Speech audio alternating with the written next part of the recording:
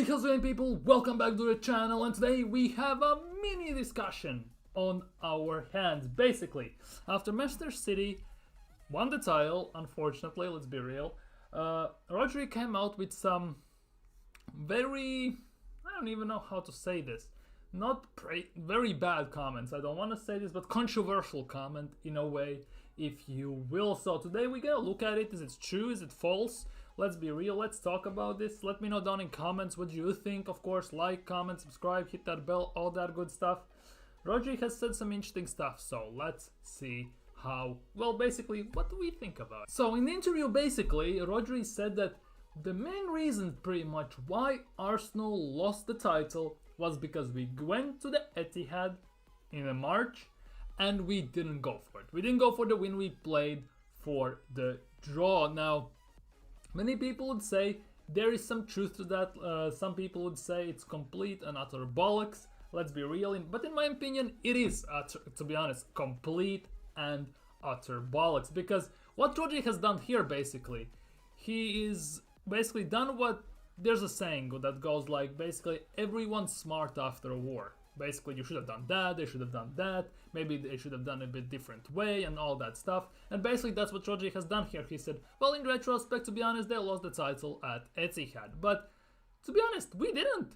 We actually didn't lose at Etihad. If you want to, and we will dissect this in a second, you can argue we lost it before that in December, but then we were just challenging. We weren't actually on top of the league and stuff like that.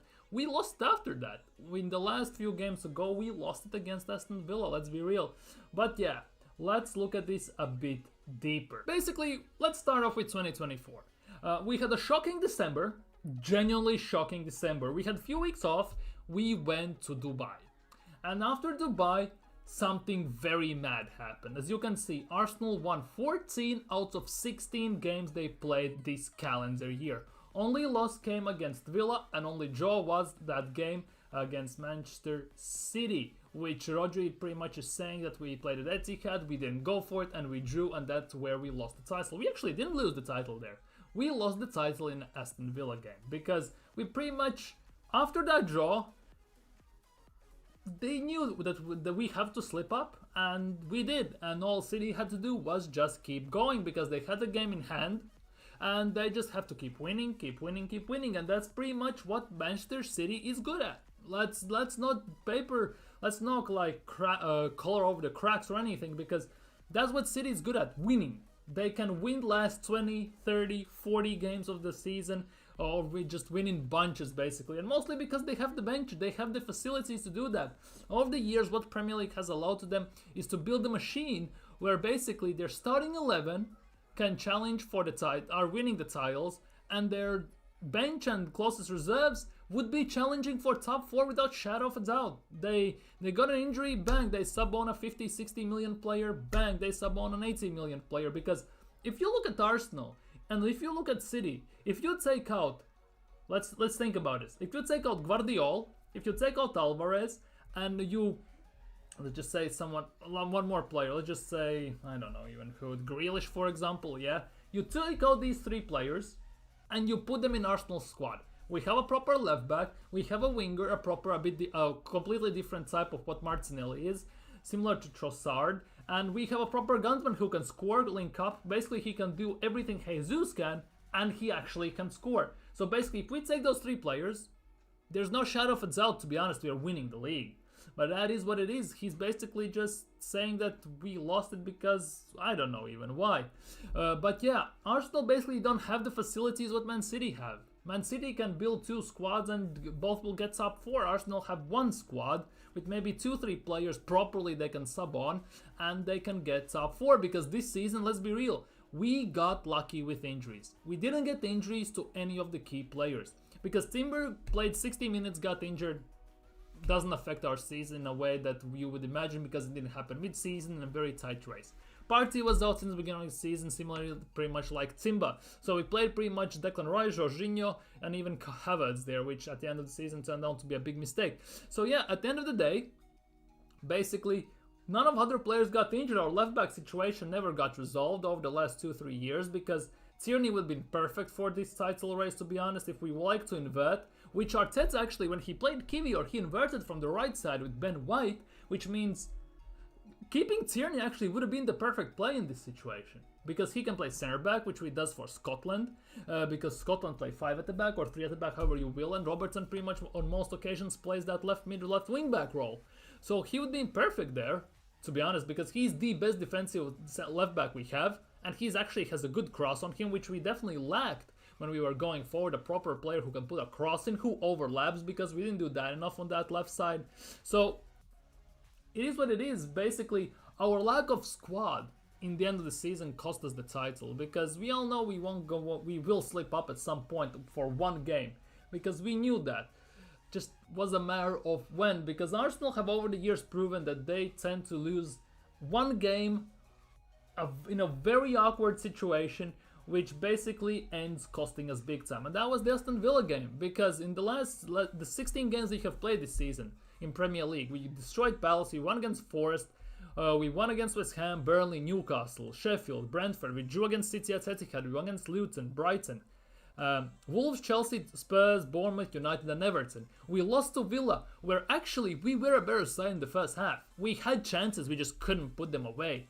And then 2 counters and Bailey scores and then we are done.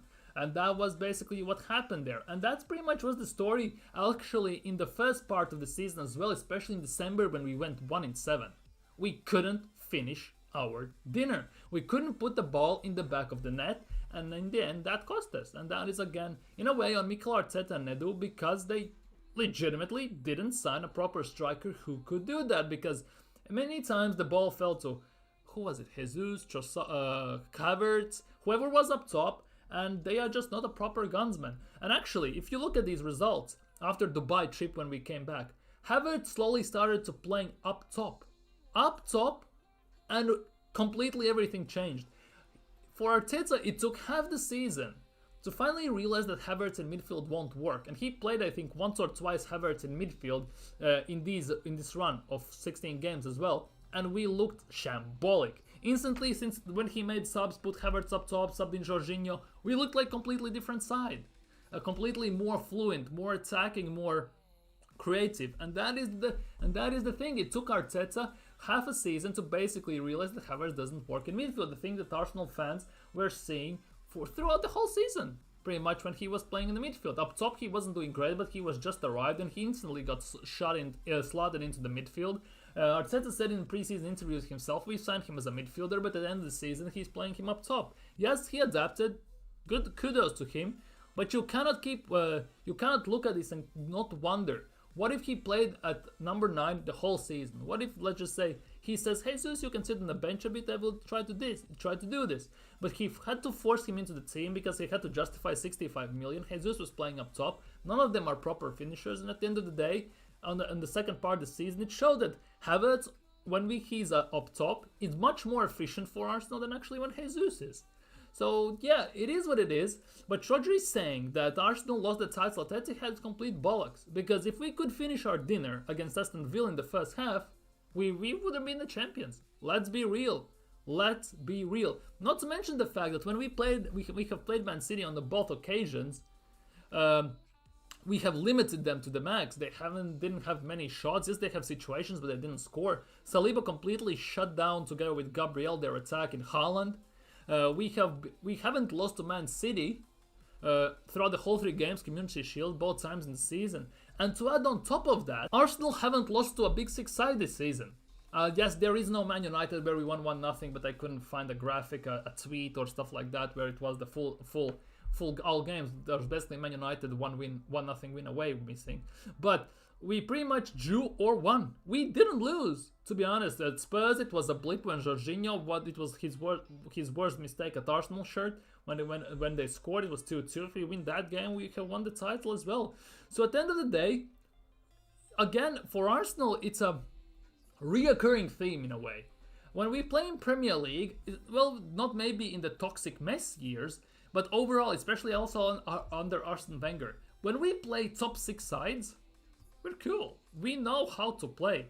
As soon as we have to play the lower mid-table teams, we somehow don't gel. We are screwed, because top 6 sides, They think they're big. They know they're big. Well, most of them, apart from Spurs, most likely, pretty much. And they go for it. They know they have to attack. The fans demand nothing less. Other teams, they kind of have to sit back in a way. They have to try and shut us down. And that, in a way, is the biggest reason why Arsenal are struggling against the lower sides. Yes, we have achieved the most wins this season, most goals, best defense in the league.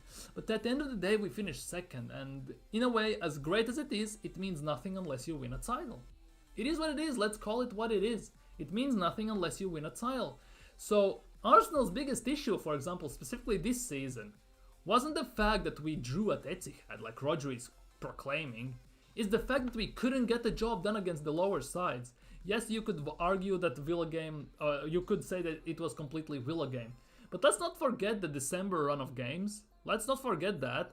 Let's not forget that we took only 1 out of 6 possible points against Fulham, when we drew against Fulham, when they had 10 men, when they scored that corner. Let's not forget that. There's the Newcastle controversy where Gordon was out of play, the ball was arguably, and pretty much almost everyone saw it.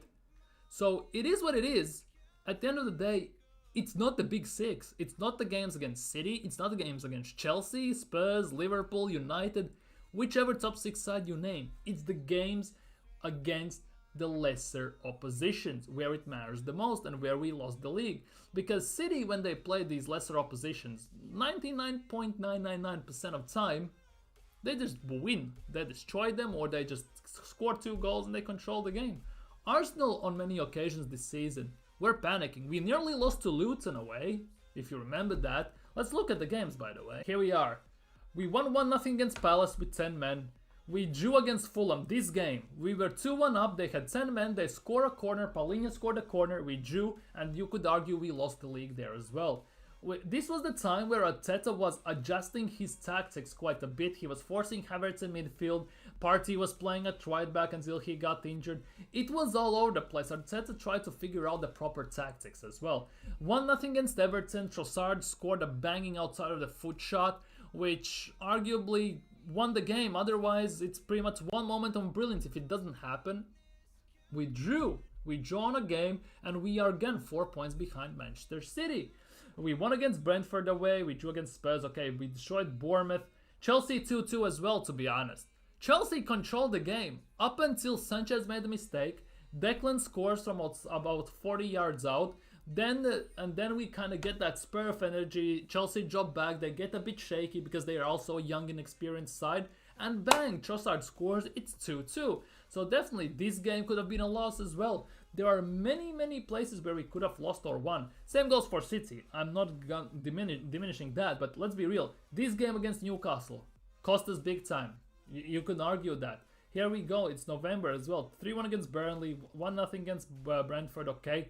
Here we go. We're at Wolves. We win 2-1. Here, the game against Luton, where Declan Rice scored in like 90 plus minutes, where we most likely would have lost the game. But Havertz was going through a purple patch, and this time he scores. He gets us back into the game. 3-3, Declan Rice scores. Then we 4-3, everyone's over the moon. It was our Bournemouth game from last season, basically this one. Then we lose to Villa. We lost to Villa both times this season, mind you. 1-0, 2-0. 1-0 away, 2-0 at home. Again, Unai Emery has done countless times over Arsenal since leaving us. And here we go. Where's the December run I'm talking about? Here it is. 1-1 against Liverpool. A shaky Liverpool side where we could have actually won. We lose to West Ham. 2-0 at home. Where this game also cost us arguably the league. Then we go to Fulham. We lose again. 2-1. Another blip. In the cup, we lose 2-0 to Liverpool's under-16 team, pretty much.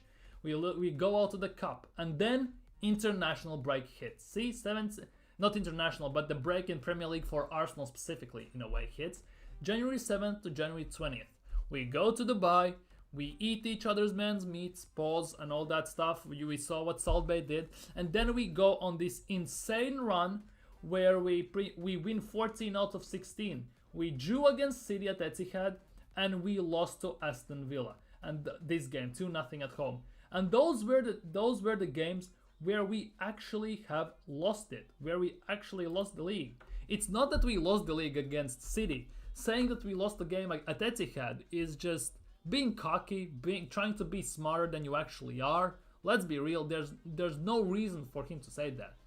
Genuinely no reason. Okay, last season I get what Haaland and Grealish said when Pep said to them, we need to win at Etihad, get them within 5 points, and we're gonna pip them sooner rather or later. And it happened because we were young and experienced, they have the pedigree and all that stuff. This season, none of that came about, for now at least. But Rodri just comes out and says Arsenal lost it at Etihad because we didn't have the mentality, we didn't go ahead, we didn't push ahead.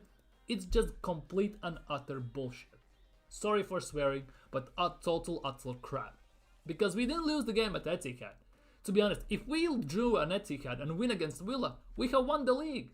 It doesn't mean anything. Arteta did what he needs to do. He got the point out of Etihad. Because Etihad for us has been a spanking ground before that. We got spanked 5-1, 3-0, 3-1, 4-1.